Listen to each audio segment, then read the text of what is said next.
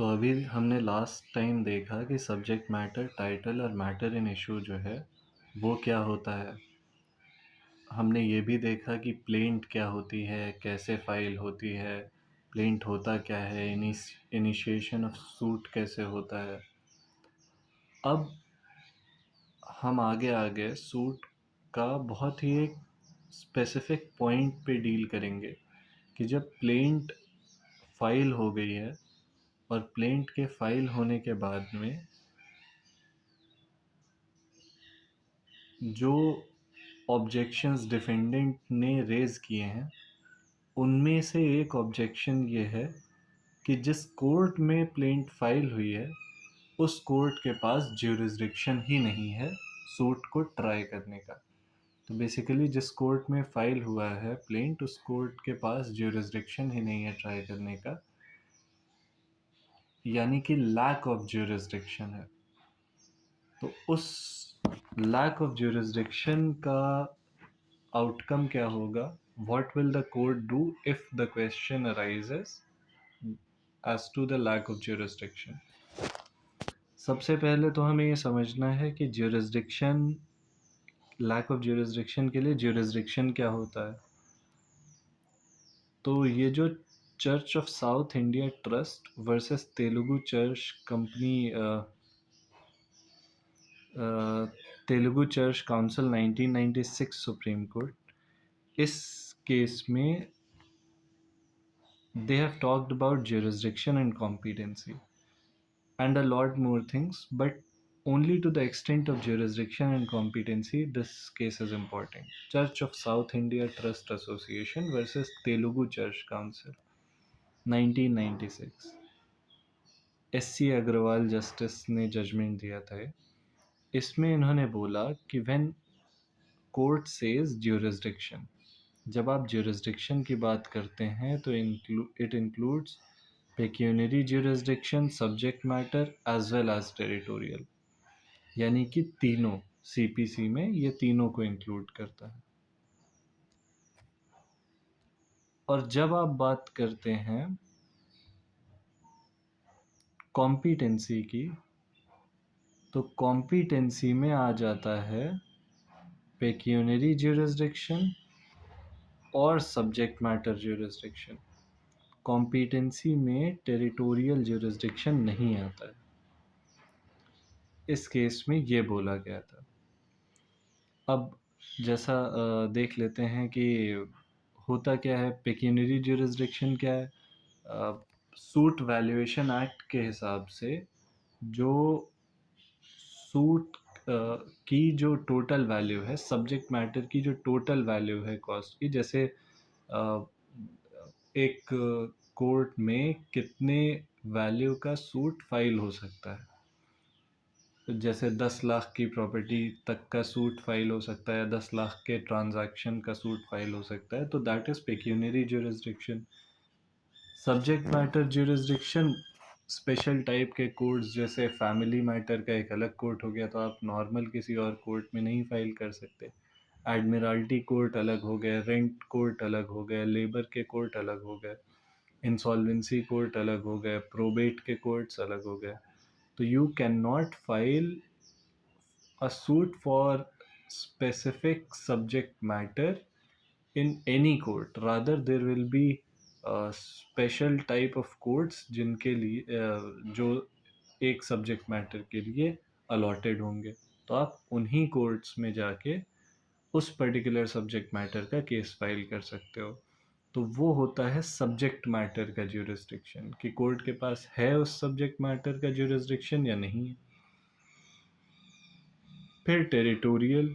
अब टेरिटोरियल के हम लोग सेक्शंस देखेंगे, बहुत सारे सेक्शंस हैं सीपीसी में। हम लोग देखेंगे 15 के आगे से ज्यूरिसडिक्शन के सेक्शंस हैं, तो वहाँ पे बताया जाएगा कि where defendant resides, defendant works again, तो क्या होता है territorial jurisdiction, we'll see that. अब ये हो गया jurisdiction. Question of lack of jurisdiction में जाने से पहले थोड़ा सा बैकग्राउंड ऑफ सेक्शन 9 जानना ज़रूरी है। हालांकि we'll deal with this section 9 specifically in the subsequent lectures, पर सेक्शन 9 इम्पॉर्टेंट हो जाता है। तो सेक्शन 9 says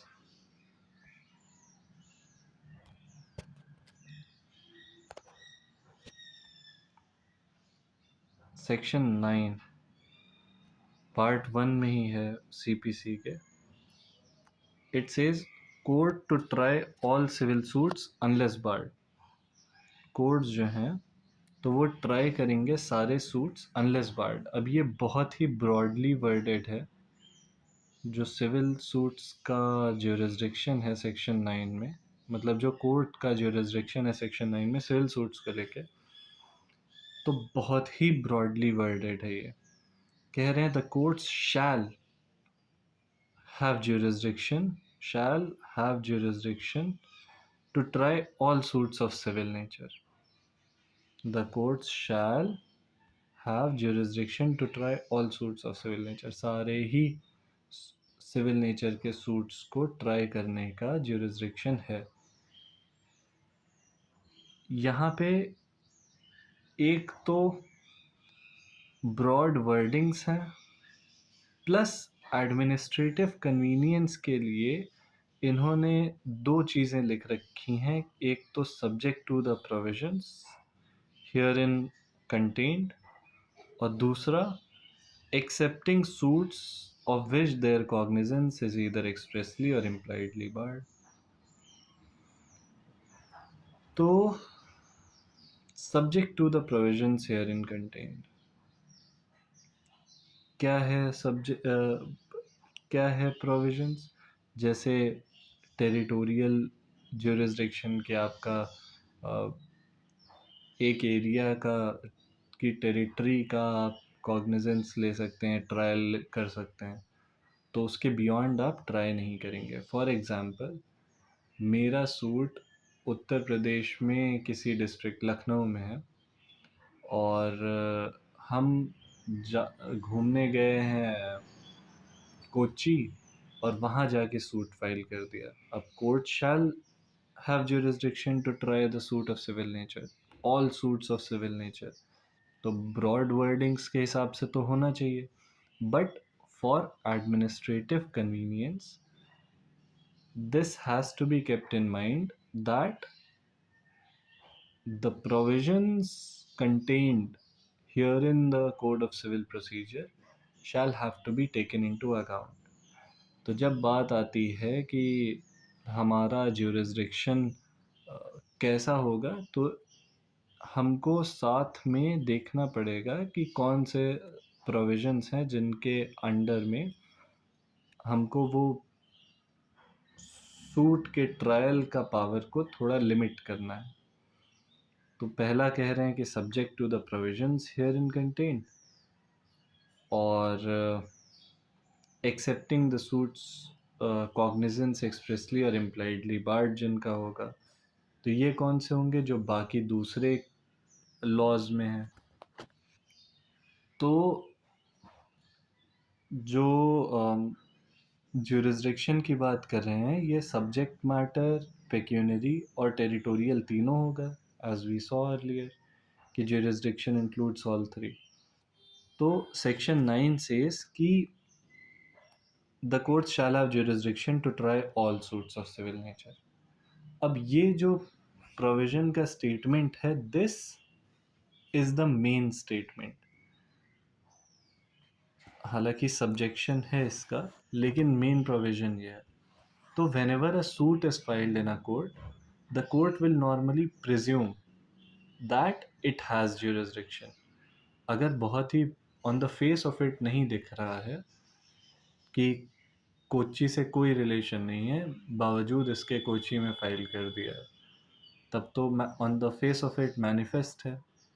अगर नहीं मैनिफेस्ट है तो court will presume there is always a presumption of the court having jurisdiction। Now if an objection is raised, और objection कैसा? जो हमने प्लेंट के अगेंस्ट में WS देखा था, written statement by the defendant, उस written statement में जो डिफेंडेंट है वो लेके आया है लिख के प्रीलिमिनरी ऑब्जेक्शंस के हेडिंग में कि there is a lack of jurisdiction. अगर उसने ज्यूरिसडिक्शन को डिस्प्यूट किया है, चाहे वो सब्जेक्ट मैटर ज्यूरिसडिक्शन हो, चाहे टेरिटोरियल, चाहे पेक्यूनरी, अगर उसने ज्यूरिसडिक्शन ऑफ द कोर्ट को चैलेंज किया है, ऑब्जेक्शन रेज किया है, तो वहाँ पे कोर्ट एक प्रीलिमिनरी इशू बनाएगा और वो प्रीलिमिनरी इशू जो है that will be the issue of lack of jurisdiction. तो जो ये प्रीलिमिनरी ज्यूरिसडिक्शन है, तो it opens the gate to civil proceedings restrictions का स्ट्रिक्ट इंटरप्रिटेशन दिया जाएगा। प्लीनरी ज्यूरिसडिक्शन क्या है कि court shall have jurisdiction to try all suits of civil nature. बहुत प्लेन और ऐसे वाइड स्पेक्ट्रम का ज्यूरिसडिक्शन हमने दे रखा है, बहुत वाइड ब्रॉडली वर्डेड इसको कर दिया है। तो अब इनहेरेंट ज्यूरिसडिक्शन हमने प्रिज्यूम कर लिया और रेस्ट्रिक्शंस जो हैं लैक ऑफ ज्यूरिसडिक्शन के कि प्रोविजंस हियर इन कंटेन्ड और कॉग्निजेंस एक्सप्रेसली बार्ड, तो उसको बहुत ही लिमिटेड स्कोप है उसका।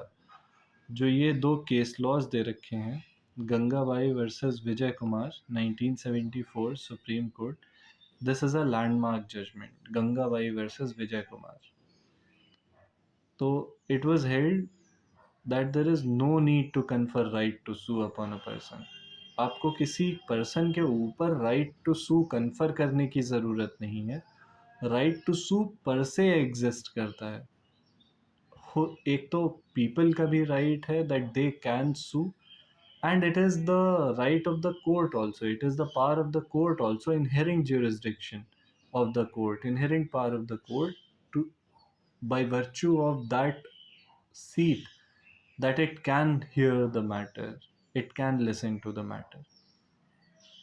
तो राइट टू सू जो है वो पर से अराइज होता है, ये गंगाबाई वर्सेस विजय कुमार में कहा 1974। फिर यूनिकेम लैबोरेटरीज वर्सेस रीना देवी 2017 सुप्रीम कोर्ट। इसमें एक तो इन्होंने वही बात कही कि the general rule is that civil courts have the jurisdiction to try all suits of civil nature, section 9 में। then they said कि restriction जो है कोर्ट का जो एक्सक्लूजन को प्रोवाइड कर रहा है वो बहुत स्ट्रिक्टली कॉन्स्ट्रू किया जाएगा, उसको बहुत स्ट्रिक्ट इंटरप्रिटेशन दिया जाएगा, कम से कम लिमिट किया जाएगा कोर्ट के ज्यूरिसडिक्शन को। और इन्होंने एक पॉइंट फिर ये कहा थर्ड कि बर्डन ऑफ प्रूफ जो है लैक ऑफ ज्यूरिसडिक्शन का, तो वो उस ही पार्टी पे होगा जो पार्टी ऑब्जेक्ट करती है ज्यूरिसडिक्शन को। यानी कि जो ये कहती है कि ज्यूरिसडिक्शन कोर्ट का नहीं है, ये प्रूव अब ये कहेगा कौन, तो डिफेंडेंट कहेगा। तो बर्डन ऑफ प्रूफ जो है वो भी डिफेंडेंट पे ही होगा। ये Unichem laboratories versus Rani Devi में कहा था। अब जो लैक ऑफ ज्यूरिसडिक्शन है, तो सपोज ए ने एक सूट फाइल कर दिया अगेंस्ट बी कोर्ट में। अब suppose the court has no jurisdiction, तो लैक ऑफ बी ने ऑब्जेक्शन रेज किया, तो लैक ऑफ ज्यूरिसडिक्शन से रिलेटेड क्या क्या प्रोसीडिंग्स हैं, क्या क्या हो सकता है। या बी ने ऑब्जेक्शन नहीं रेज किया तो क्या होगा, तो उसके लिए हम ऑर्डर 7 रूल 10 देखेंगे, रिटर्न ऑफ प्लेंट। देन